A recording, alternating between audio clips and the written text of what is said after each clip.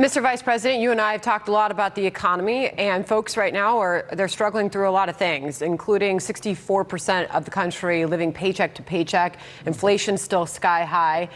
It's a tough time for a lot of folks, and the Congressional Budget Office just came out and said that things could get even tougher as soon as this summer. They're saying the U.S. Treasury could run out of money to pay our government bills, that's including Social Security and military paychecks, by this summer. No official date has been given.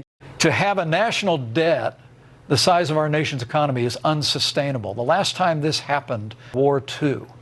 And the only way we got over it was through sound economic policies and a post-war booming economy. Now we literally have a paralysis in Washington, D.C.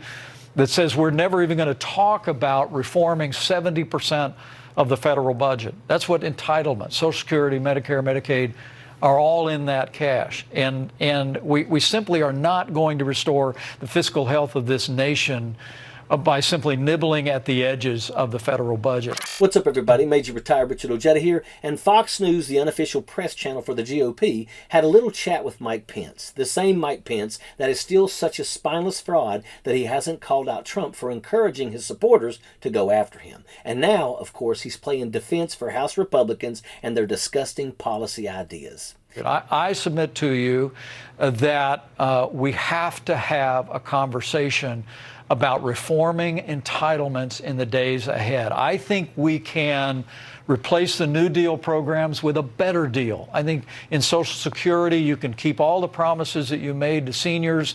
You can, people that will retire within the next 20 years, no changes.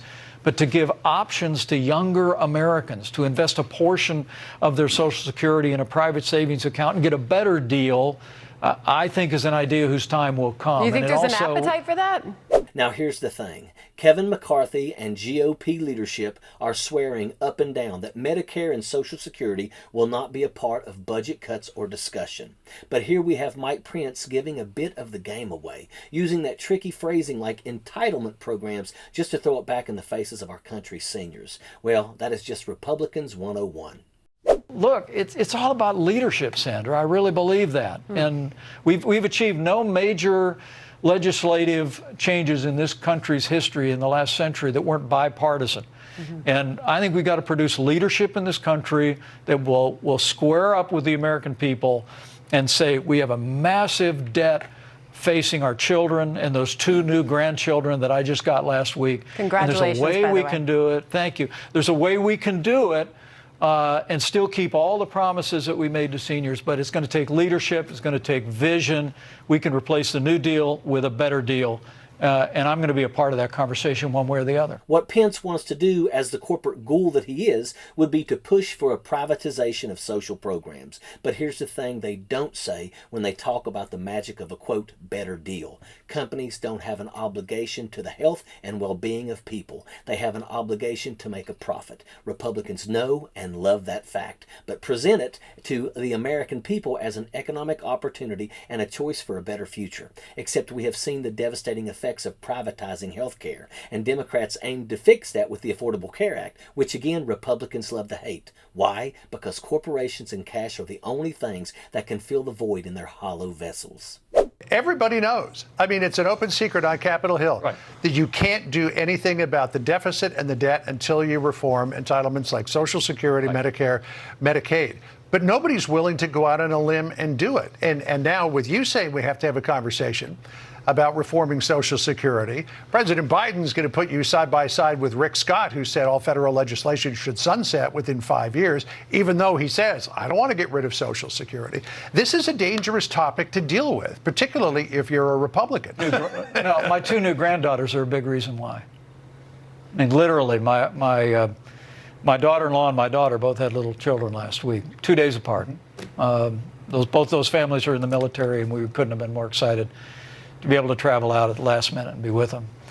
But if you can look down in the eyes of those little babies and think that we're doing them right by piling a mountain range of debt on them and telling them, no, you go make the hard choices, then I think you got another thing coming.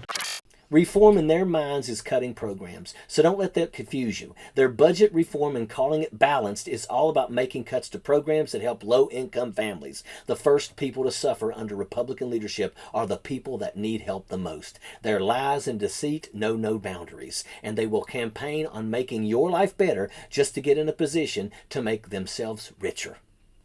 Another missed conversation here is that the Congressional Budget Office highlighted that the Republicans' plan for budgets would add $3 trillion to the national debt, so they can't even keep their story straight. But don't expect anyone on Fox to be asking the hard questions. And finally, maybe Mike Pence should have been an actor if he wants us to buy his sentimental anecdote on the future of his grandchildren.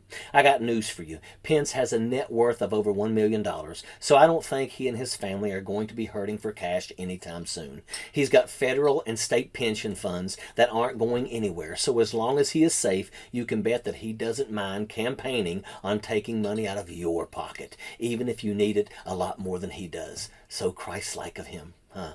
Here's the lesson, folks. They are messaging and discussing cuts to Social Security, and you can bet that they aren't worried nearly enough about the political consequences that they will pay if they do it. So let's not disappoint them. In 2024, we need to see a lot of these people go, and don't let the door hit them on the way out. Sappers clear the way, airborne all the way.